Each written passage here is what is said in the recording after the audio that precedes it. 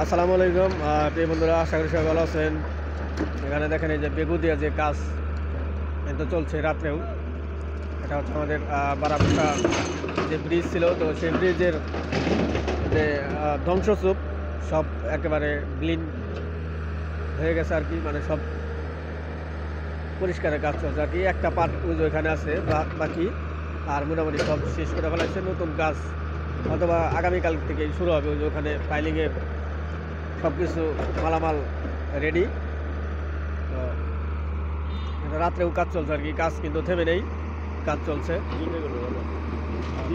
হ্যাঁ, আর কালকে সকালে একটা ভিডিও তৈরি করবো।